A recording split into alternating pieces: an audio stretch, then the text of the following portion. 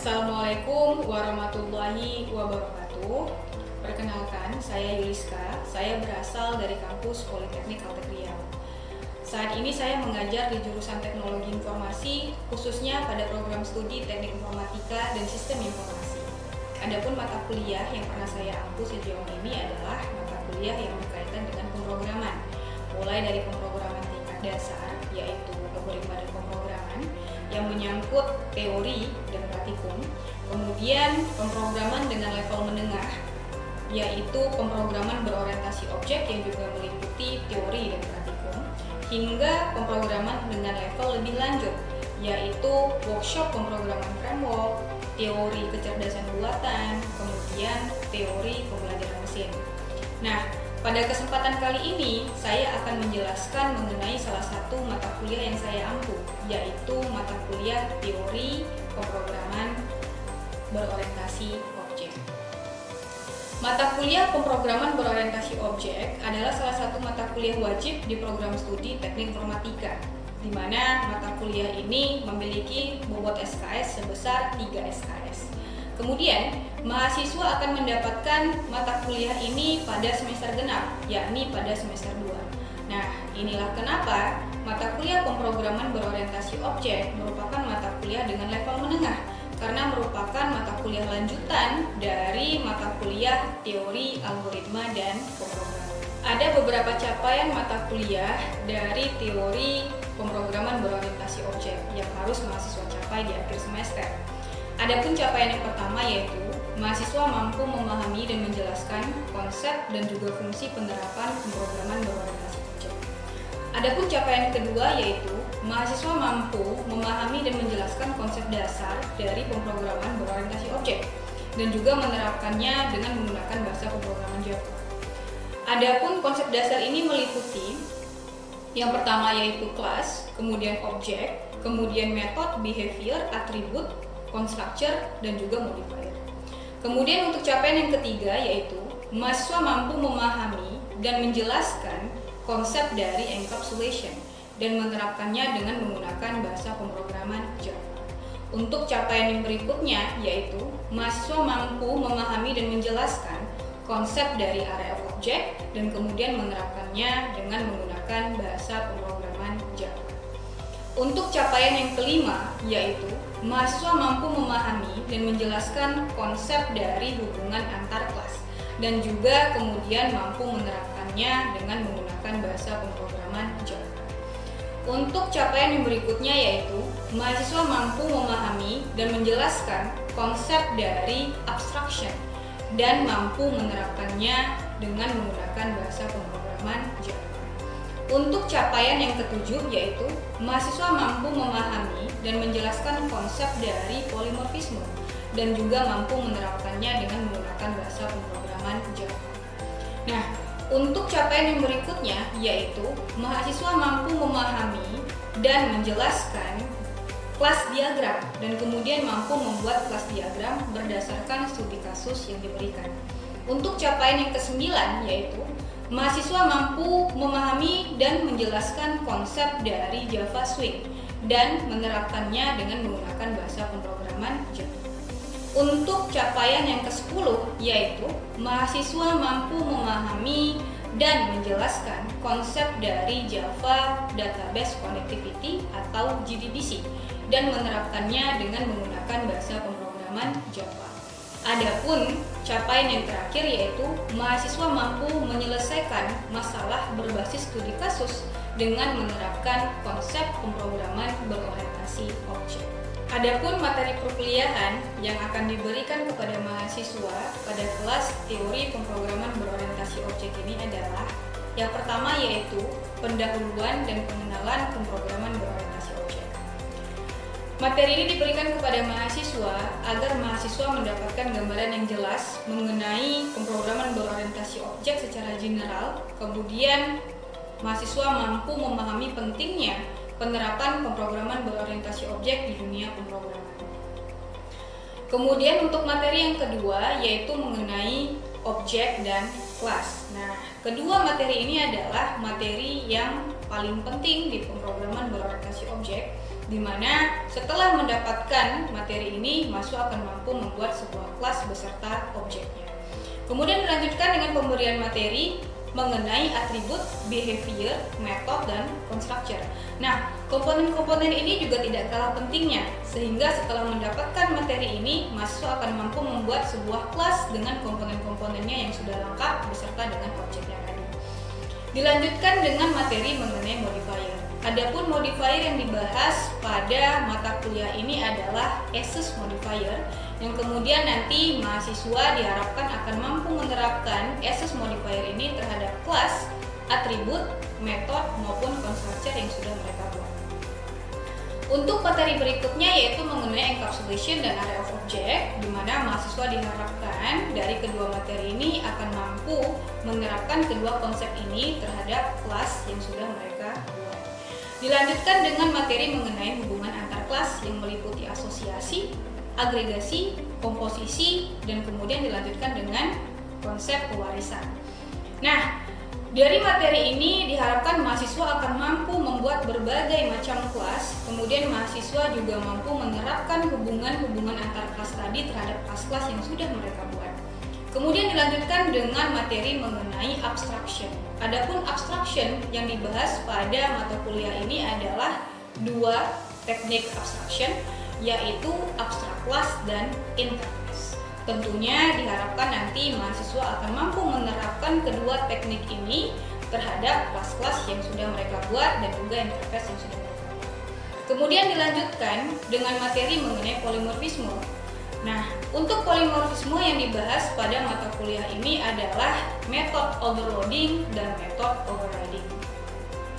Setelah itu akan dilanjutkan dengan pemberian materi mengenai kelas diagram. Nah, sebelumnya mahasiswa sudah diberikan berbagai konsep mengenai terkait pemrograman berorientasi objek. Nah, pada kelas diagram mahasiswa diharapkan mampu membuat sebuah diagram di mana pada diagram tadi akan berisi kelas-kelas dengan komponennya yang sudah lengkap berikut dengan hubungan antar kelas dari kelas-kelas yang sudah mereka buat tadi. Selanjutnya akan diberikan materi mengenai Java Swing, di mana Java Swing ini adalah mengenai bagaimana cara membuat sebuah aplikasi berbasis GUI dengan tetap menerapkan konsep pemrograman berorientasi objek dan tentunya dengan menggunakan bahasa pemrograman Java. Adapun materi terakhir yang akan diberikan kepada mahasiswa pada mata kuliah ini adalah JDBC atau Java Database Connectivity. Nah, sesuai namanya, tentunya materi ini membahas mengenai bagaimana membuat sebuah aplikasi berbasis pemrograman berorientasi objek dengan menghubungkan aplikasi yang sudah kita buat tadi ke dalam sebuah database. Kemudian, metode pembelajaran yang saya terapkan selama mengampu mata kuliah teori pemrograman berorientasi objek adalah metode DIA atau Delivery, Interaction, dan Assessment. Untuk media pembelajaran yang saya gunakan pada saat perkuliahan berlangsung, itu tergantung apakah perkuliahan berlangsung secara online ataupun offline. Ketika perkuliahan berlangsung secara online, seperti ketika pandemi COVID berlangsung beberapa waktu yang lalu, maka media pembelajaran yang saya gunakan adalah seperti Zoom, Google Meet, Google Classroom, Microsoft PowerPoint, dan juga WhatsApp. Nah, untuk WhatsApp ini saya gunakan agar saya dapat berkomunikasi dengan mahasiswa dengan lebih baik. Namun, jika perkuliahan berlangsung secara offline, maka media pembelajaran yang saya gunakan adalah Google Classroom dan juga Microsoft PowerPoint. Google Classroom tetap saya gunakan agar saya dapat mengupload berbagai materi terkait pembelajaran. Kemudian untuk Microsoft PowerPoint tentunya saya gunakan agar saya dapat menyampaikan materi secara lebih baik kepada mahasiswa. Nah, untuk metode pembelajaran yang saya gunakan adalah yang pertama, ceramah dengan presentasi. Hal ini dilakukan untuk memberikan pemahaman terhadap materi kepada mahasiswa. Kemudian dilakukan diskusi terkait materi yang sudah disampaikan dalam bentuk tanya jawab. Nah, pada sesi ini mahasiswa dapat menanyakan kembali atau mengkonfirmasi kembali terkait materi-materi yang sudah disampaikan, sehingga diharapkan mahasiswa dapat memahami materi secara lebih mendalam. Kemudian dilanjutkan dengan sesi latihan, dan yang terakhir adalah pemberian tugas, sehingga diharapkan mahasiswa dapat memahami materi dengan lebih baik dan materi yang sudah diberikan dapat lebih terasa melalui tugas dan pelatihan yang sudah diberikan. Nah, biasanya di awal pertemuan kita akan menyepakati sebuah kontrak kuliah yang berisi rangkuman materi dari RPS. Adapun hal-hal yang dirangkum dalam kontrak kuliah adalah yang pertama, mengenai bobot penilaian, kemudian aturan perkuliahan, kemudian tentunya mengenai materi yang akan dibahas selama 1 semester. Setelah kontrak tersebut disepakati oleh kedua belah pihak, yaitu pengajar dan juga mahasiswa, kontrak ini kemudian ditandatangani oleh perwakilan mahasiswa, dosen pengampu, kemudian tentunya disetujui dan ditandatangani oleh kepala program studi. Kemudian terdapat juga bobot untuk proses penilaian dan hasil pembelajaran. Bobot penilaian untuk latihan dan tugas adalah sebesar 35%. Nah, bobot ini dianggap cukup besar karena latihan dan tugas itu merupakan nilai harian mahasiswa. Selanjutnya adalah bobot untuk UTS, yaitu ujian tengah semester, yaitu sebesar 30%. Dan selanjutnya adalah bobot penilaian untuk UAS atau ujian akhir semester, yaitu sebesar 35%.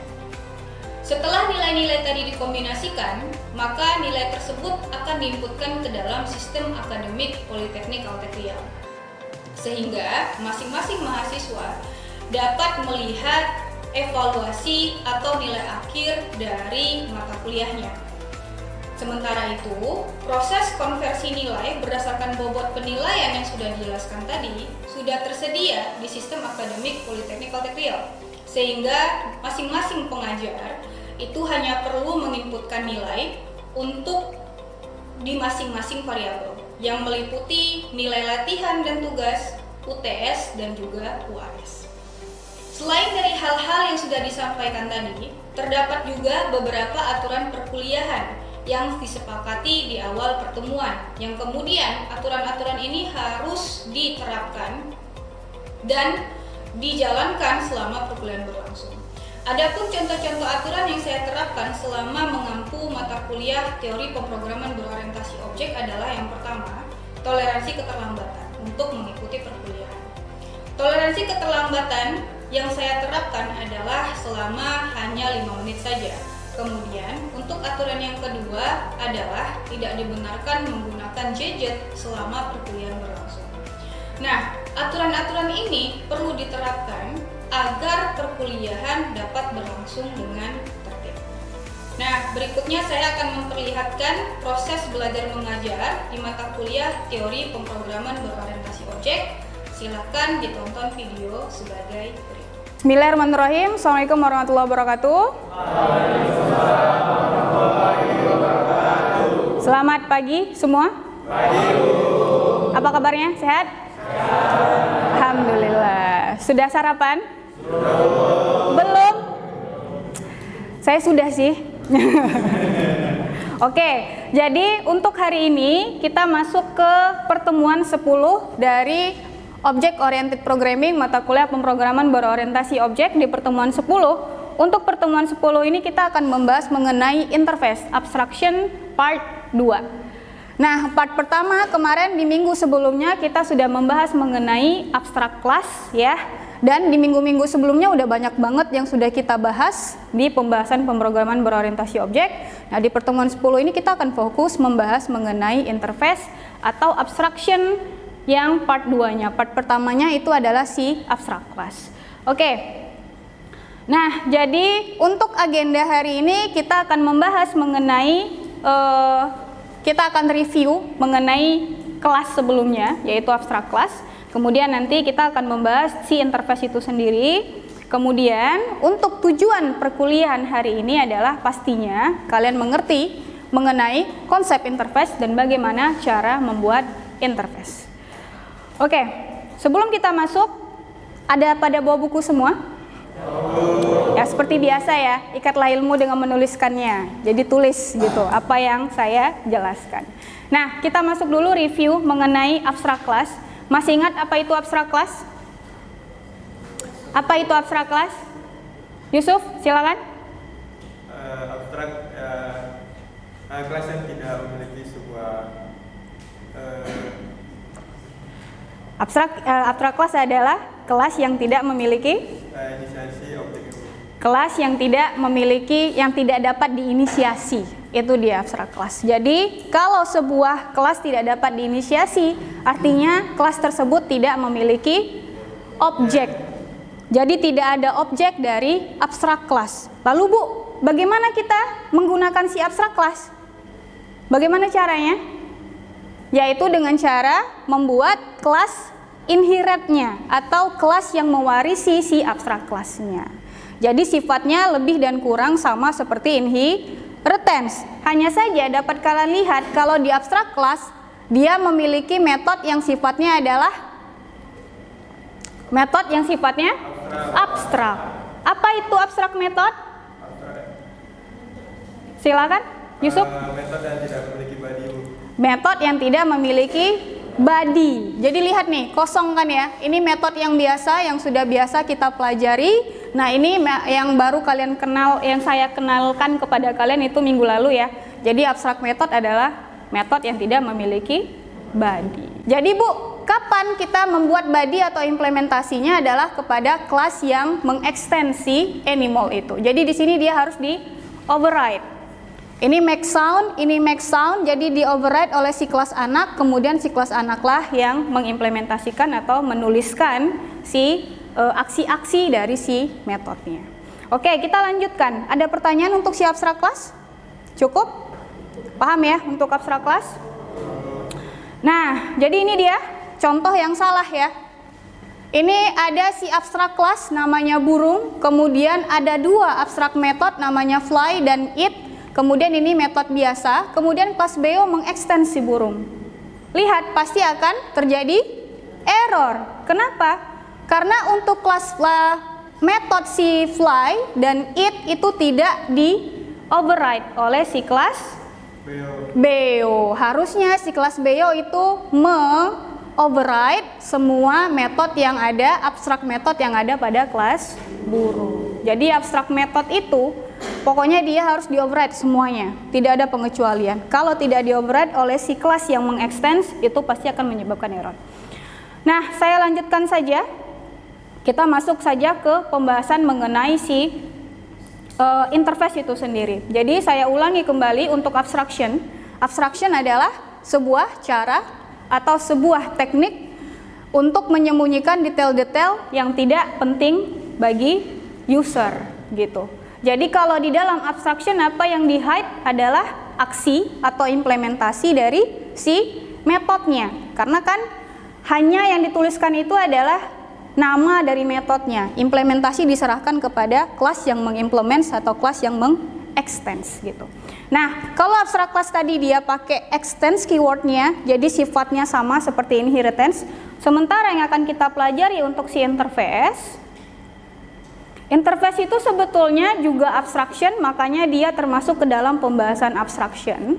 Hanya saja abstraction untuk si interface itu sifatnya menyeluruh.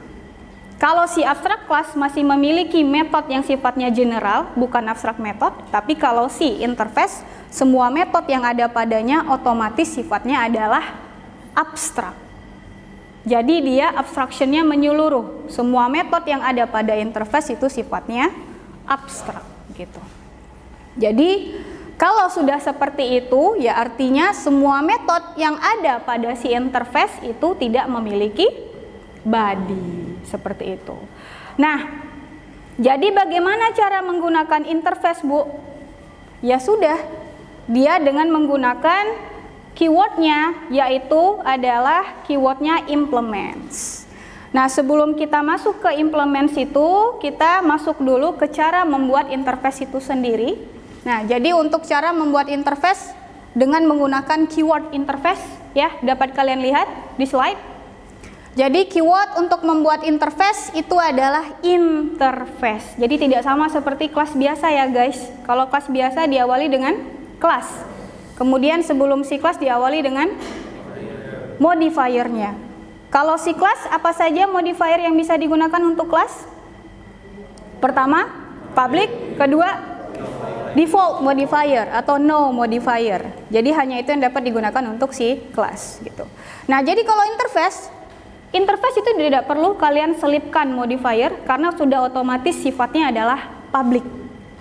Sifat interface sudah otomatis public. Jadi kalau membuat interface cukup dibuat langsung saja interface, kemudian nama interface-nya apa.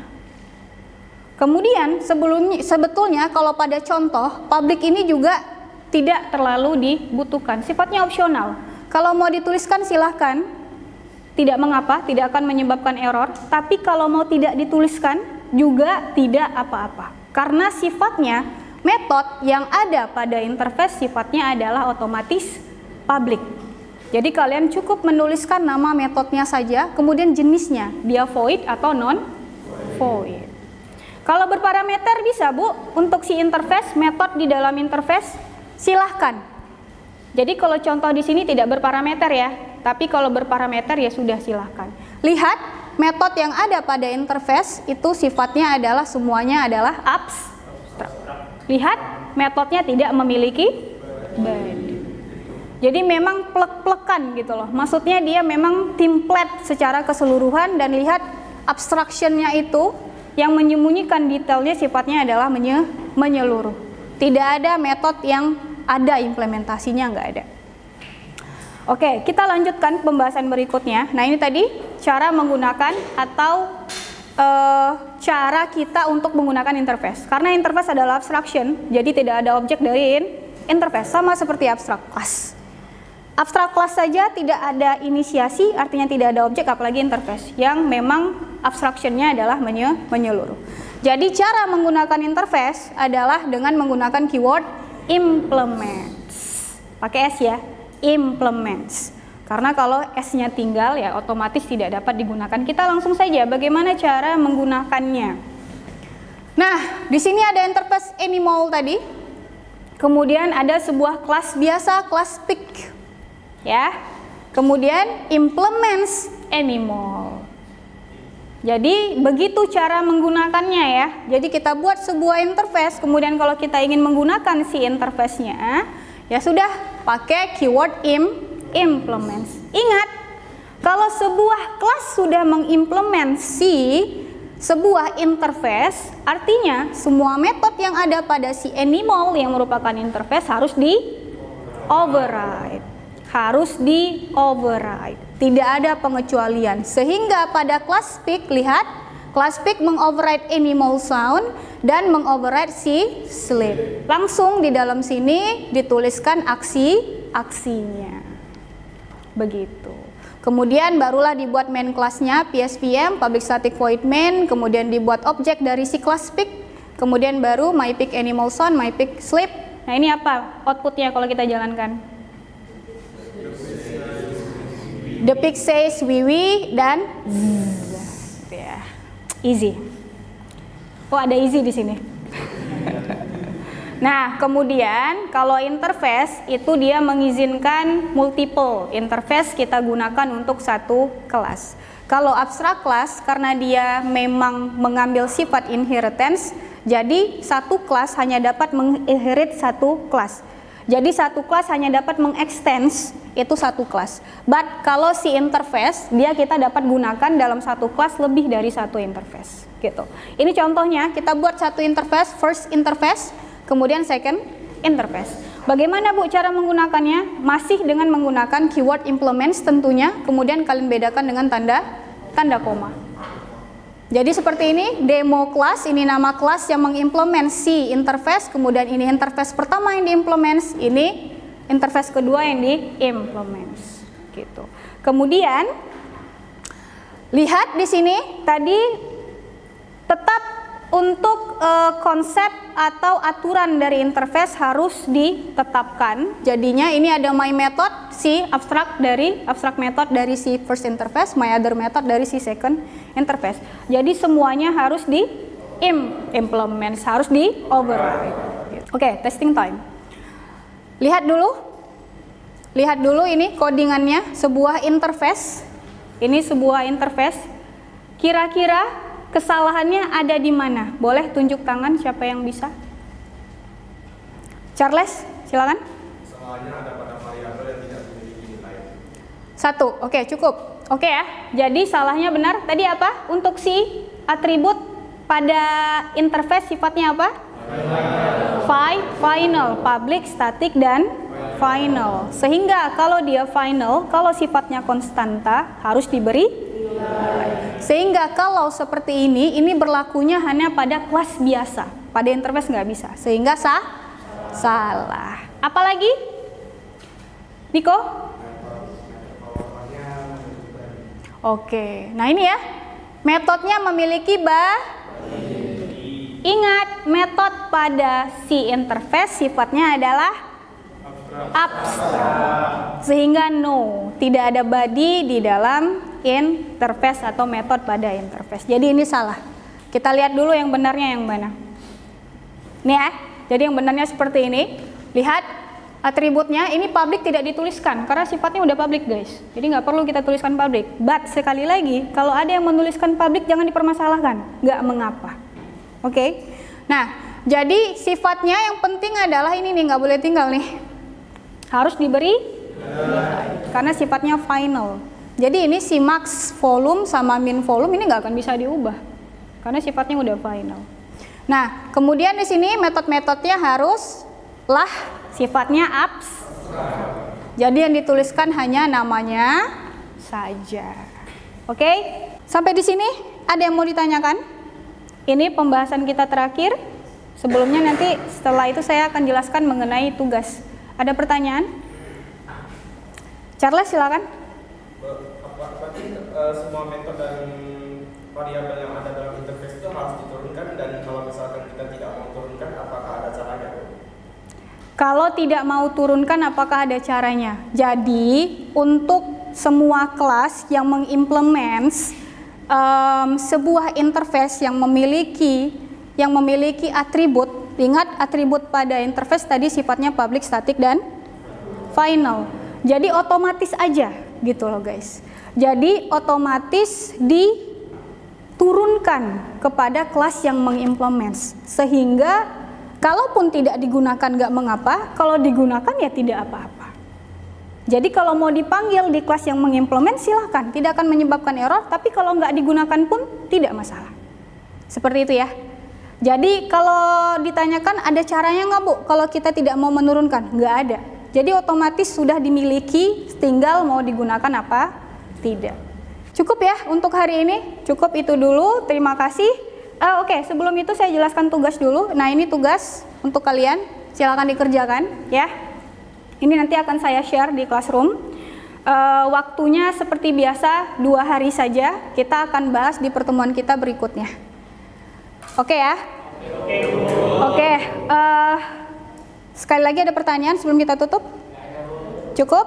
Cukup. Oke, kalau memang ada pertanyaan nanti silakan boleh ditanyakan. Sehabis saya menutup kelas saja silakan. Kalau ada malu-malu di sini ya. Oke. Nah, untuk pembahasan berikutnya kita akan bahas mengenai kelas diagram. Silakan kalian baca-baca dulu mengenai kelas diagram sehingga nanti di pembahasan berikutnya bisa lebih interaktif, bisa lebih oke pertanyaan yang kalian tanyakan. Diskusi kita bisa lebih jalan gitu. Terima kasih semuanya. Semoga berkah yang kita bahas hari ini. Saya tutup. Assalamualaikum warahmatullahi wabarakatuh. Selamat pagi. Waalaikumsalam warahmatullahi wabarakatuh. Thank you. Nah, demikianlah video pernyataan diri saya tentang pengajaran di mata kuliah Teori Pemrograman Berorientasi Objek. Atas perhatiannya, saya ucapkan terima kasih. Saya akhiri. Assalamualaikum warahmatullahi wabarakatuh.